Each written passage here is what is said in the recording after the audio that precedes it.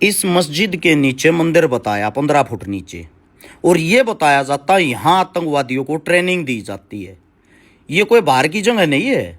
हिंदुस्तान के अंदर उत्तर प्रदेश के अंदर दारुल उलूम देवबंद है। देवबंद के अंदर हम आए हैं और आप लोगों को एक बात बता देते हैं, इस वीडियो को पूरी देखना और आज आप लोगों के सामने इसकी हकीकत होगी। इतना कहना चाहूँगा, इस वीडियो को डिलीट होने से पहले ही सभी जगह शेयर कर देना, क्योंकि आज के टाइम पे हमारी वीडियो को डिलीट कर दिया जाता है सोशल मीडिया से।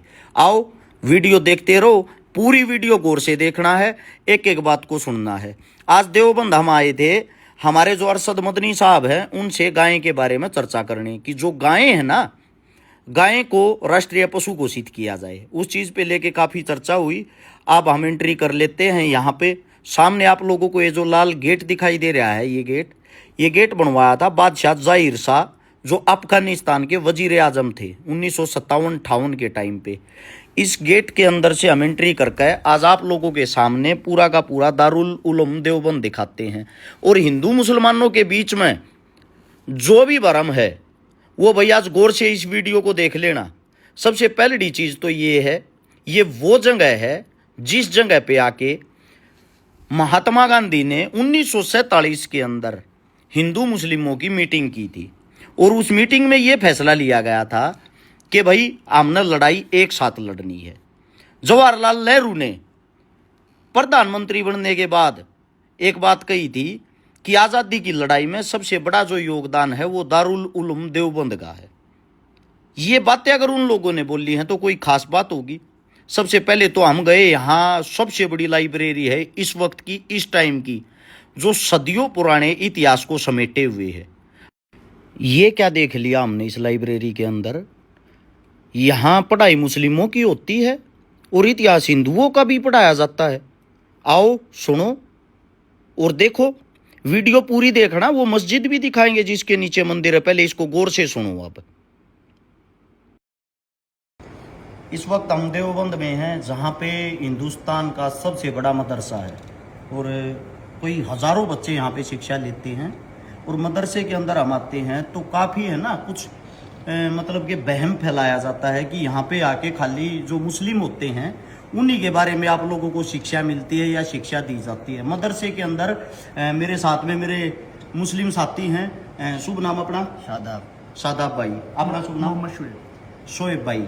और शादाब और शोएब से पूछेंगे, शोएब भाई ये किस चीज़ की किताब है?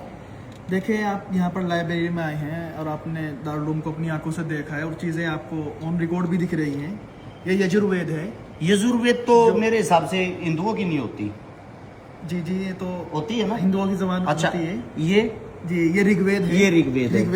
ये ऋग्वेद है। ये भी ऋग्वेद। ये रामायण तुलसीदास है। रामायण है जी जी, ये रामायण ये रामायण है। ये रामायण है मदरसे के अंदर, मतलब दारुल उलूम के अंदर, दारुल उलूम की लाइब्रेरी के अंदर रामायण है, मनुस्मृति है बज़बान हिंदी। ठीक है, ये यहाँ पर हिंदी में भी है और वो सब चीज़ वो उनका उर्दू में भी यहाँ पर देख सकते हैं। यहाँ ये रामायण वाल्मीकि है। रामायण वाल्मीकि द्वारा। जी जी, ये विष्णु मनुस्मृति है। ठीक है। ये ग्रंथ साहब बज़बान अंग्रेजी में ग्रंथ साहब की है। ग्रंथ साहिब की। जी जी जी। ये और इसी तरह ये कुरान करीम है। कुरान। जी जी जी। ये तौरात है, ये भी कुरान है। ठीक है। और इसी तरह दूसरे फलसफे की किताबें भी यहाँ पर हैं। ये इंजील है, ये भी इंजील है अरबी में। ये ज़बूर है। हम जिस जगह पे खड़े हैं ये वो पवित्र जगह है। 1947 की जो क्रांति हुई थी, देश की आज़ादी की जो अंतिम लड़ाई थी, जिसमें हिंदू और मुस्लिमों ने मिलकर लड़ाई लड़ी थी, उसका जो फैसला हुआ था वो यहीं इसी सरजमी पे बैठ के हुआ था। और आज कुछ ऐसे मूर्ख इंसान हैं जो राजनीति के भाव में बह के इन चीज़ों को भी जाति और धर्म और मजहब से जोड़ देते हैं। मैं आप लोगों को एक बात बताता हूँ, आप अल्लाह के घर जाओ या मंदिर में जाओ या गुरुद्वारे में जाओ, शिक्षा आपको कहीं ये नहीं मिलेगी तोड़ने वाली, शिक्षा मिलेगी आपको जोड़ने वाली। लेकिन कुछ मूर्ख इंसान होते हैं, वो हर धर्म हर जाति के अंदर मिलते हैं, जो जानबूझ के कुछ गंद फैलाते हैं, इन चीज़ों को तोड़ मरोड़ के पेश करके दिखाते हैं। जैसे कि अब ये बोल देंगे ये ग्रंथ हैं, ये रामायण है, तो ये इस भाषा में क्यों लिखी हुई है? जी। उसका कारण है क्योंकि हमारे साथ में जो मुस्लिम साथी खड़े हैं वो इसको आसानी से इस भाषा में पढ़ सकते हैं।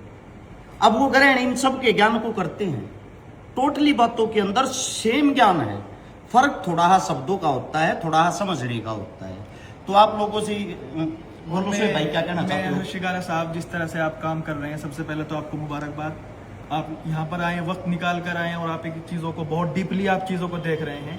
एक मैं आप ही से सवाल करता हूँ काउंटर क्वेश्चन कि जिस तरह से एक ब्लेम दारुल को स्पेशली इस दौर में दिया जाता है कि यहाँ पर आतंकवाद की तालीम दी जाती है और लोगों से न जाने किस किस तरह से वेपन का भी बताया जाता है कि यहाँ पर रखे जाते हैं और वो फुला चीज़ें सब चीज़ें हैं, तो आप देख रहे हैं, आप मुझे ज़रा सा बता दीजिएगा घूमने के बाद आपको कोई इस तरह की चीज़ नज़र आए तो। मैं आप लोगों के साथ प्यार प्रेम से जो रहता हूँ ना, मैं तो हिंदू परिवार के अंदर जन्म ले रखा है, मेरे कोई मुस्लिम नाम मिला हुआ, मेरे कोई हर्षुद्दीन कहते हैं, जब मेरे कोई दिक्कत आपत्ति नहीं है। बिल्कुल, आप यहाँ पर हैं, अभी घूम रहे हैं, आप इकले जा करके दारुल उलूम के किसी भी एक कैंपस में किसी भी एक क्लास को आप देख कर आप जा सकते हैं, कोई आपको परमिशन लेने की जरूरत मैं नहीं है। पूरे मुस्लिम परिवार के बीच में, दारुल उलूम के बीच में अकेला घूम रहा हूँ। मेरे साथ में सिर्फ और सिर्फ 3 से 4 हिंदू हैं।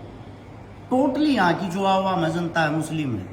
और मेरे से कोई ये भी नहीं पूछ रहा भैया आप यहाँ कैसे घुस गए, ये तो मुस्लिमों के लिए है, आप यहाँ किस लिए आए हो। यहाँ पे जो प्यार प्रेम मिल रहा है, यहाँ पे जो सादगी है, यहाँ पे आज भी 1947 से पहले का जो भारत है वो देखने लायक, आप लोगों को देखना चाहिए। देखने से ही सीखते हो, सुनी सुनाई बातों से नहीं, कानों के कच्चे मत बनो। राजनीतिक आदमी कोई भी हो, उसको सिर्फ और सिर्फ वोट से जोड़ के राजनीति करनी है, वो आपको उसी नजर से देखेगा, उसी नजर से दिखाएगा।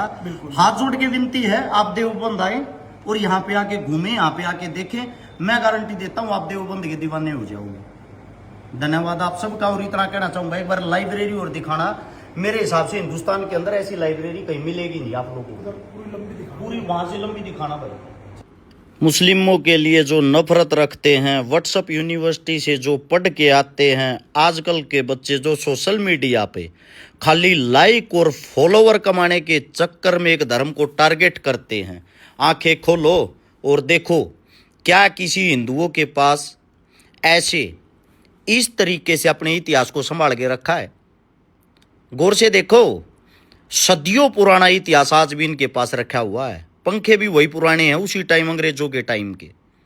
आज भी हाथ की दस्तकारी करते हैं, हाथ से काम करते हैं। अगर गौर से देखोगे, जितनी भी लाइब्रेरी है इसके अंदर जितने भी इंसान बैठ के जो कार्य कर रहे हैं इस टाइम पे, वो कार्य करने वाले इंसान आज भी लैपटॉप से पहले अपने हाथ से मोहर मारते हैं, हाथ से काम करते हैं। अपने पूरे के पूरे इतिहास को समेटे हुए हैं ये इंसान। और संपूर्ण जो भी जहां से इंसान आता है उसकी इज्जत करते हैं, उसका सम्मान करते हैं। इसीलिए मैं कहता हूं, आप किसी से नफरत तो करते हो, नफरत करने से पहले नजदीक से जाके उसके कल्चर को तो जानो। या सीधा वैसे ही किसी से सुन लिया और गालियां देना शुरू कर दिया, किसी के धर्म को आप बदनाम तो कर देते हो, टारगेट तो कर देते हो, उस धर्म के बारे में थोड़ा बहुत तो आप लोगों को पता होना चाहिए। आइए अब आप लोगों को उस मस्जिद तक ही लेके चलते हैं जिस मस्जिद के आजकल चर्चे चल रहे हैं, क्योंकि वो दिखानी आप लोगों के लिए बहुत ही ज़्यादा ज़रूरी है ताकि आप गुमराह ना हो। और उससे पहले आप लोगों को इस जगह लेके चलता हूँ। ये देखो, सुना होगा फिल्मों में कि फतवा जारी कर दिया है। ये वो जगह है जहाँ पे हम जा रहे हैं पुराने टाइम से ही, पुराने से पुराने टाइम पे, अंग्रेजों के टाइम पे 1947 की जब जो लड़ाई शुरू हुई, तो उस टाइम पे जो मौलाना हुसैन अहमद मदनी साहब थे, उन्होंने फतवा जारी किया था। और वो फतवा यहाँ से जारी किया था, ये जो आप जगह आप देखने लग रहे हो, वहाँ लिखा हुआ भी है सामने, फतवा जारी यहाँ से होता है संपूर्ण हिंदुस्तान के मुस्लिमों के लिए। और 1947 की लड़ाई में ये फतवा जारी हुआ था, कोई भी अंग्रेजों की सेना में मुस्लिम शामिल नहीं होगा।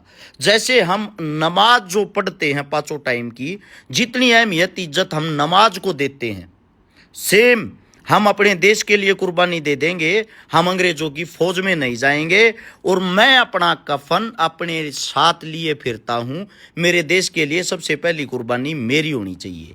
ये थे मौलाना साहब के उस वक्त के, उस टाइम के स्पीच, भाषण, अपने देश के लिए, हिंदुस्तान के लिए वो लड़े थे। दूसरी चीज़ ये है, अब हम जिस तरीके से बाहर निकल के जो जा रहे हैं, हम जा रहे हैं उसी मस्जिद की तरफ, जिस मस्जिद के बारे में दुनिया भर के बच्चे आजकल वीडियो बनाते हैं। पॉपुलरिटी के चक्कर में कोई भी आदमी किसी भी लड़कियों जैसा नाम रख के, और जो सरेआम आवारा तत्व होते हैं, वो एक समाज को टारगेट करने के लिए बार बार गालियों का प्रयोग करते हैं। और वो समाज को जो तोड़ने का कार्य करते हैं, उन लोगों ने ना तो कभी आज़ादी की कोई लड़ाई लड़ी, ना उनके बड़ों ने कोई लड़ाई लड़ी। वे वो इंसान हैं जो सिर्फ और सिर्फ किसी धर्म को टारगेट करके लाइक और फॉलोवर कमा सकते हैं।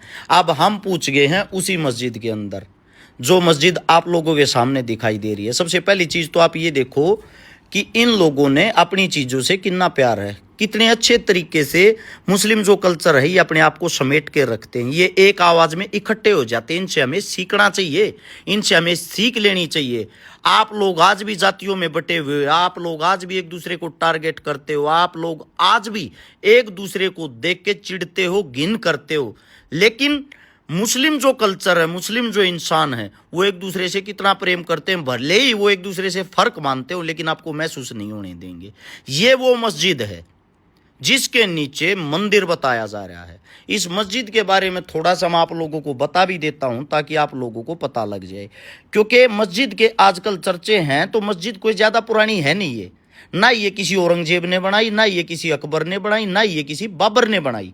ये मस्जिद, इसका कार्य 14 अप्रैल 1986 से शुरू हुआ था और इसको बनने में पूरी तरीके से 20 साल लगे। यानी कि मस्जिद 2006 के आसपास बनकर पूरे रूप से तैयार हुई है। ये मंदिर मस्जिद के अंदर का ढांचा है। अब सोचने का विषय ये है, जब ये 2006 में ही बनी तो इसका मतलब ये तो 20 साल पुरानी ही हुई।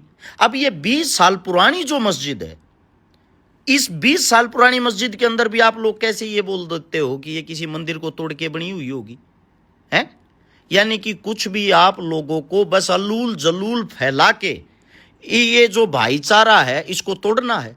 ये देखो, मेरे चारों तरफ से मुस्लिम होंगे, मैं इकलौता इनके बीच में होऊंगा। मेरे को कितना प्रेम दे रहे हैं, कितना प्यार दे रहे हैं।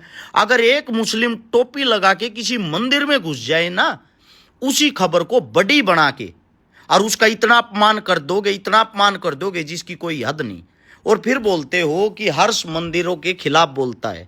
मैं मंदिरों के खिलाफ नहीं हूं, मैं अपने कल्चर से प्यार करता हूं। लेकिन वहां वीवीआईपी जो लाइनें लगती हैं, 1100-2100 जो रुपए लेते हैं, यहां वो कल्चर नहीं है। यहां भिखारी हो या राजा, सब एक ही साथ बैठ के नमाज अदा करते हैं। यही हमने इनसे एकता सीखनी चाहिए। भिखारी हो या राजा, जिसके सीधे डायरेक्ट मंदिर के अंदर दर्शन हो। अब हम नीचे चल रहे, इसके 15 फीट नीचे बताते हैं कि इसके 15 फीट नीचे पहले मंदिर था।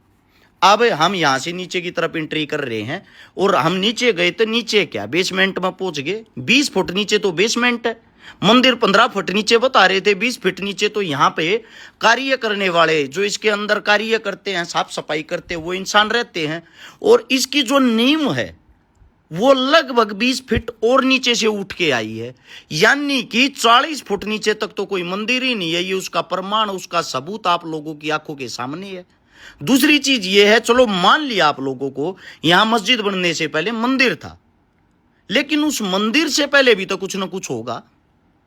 क्योंकि सबसे बड़ी चीज ये है, अगर मस्जिद खोदोगे, चलो मान लिया मंदिर निकल आया, मंदिर को खोदोगे तो उसके नीचे जो जमीन निकल के आएगी, वो जमीन असलियत में किसान की है, उसका मालिक किसान है।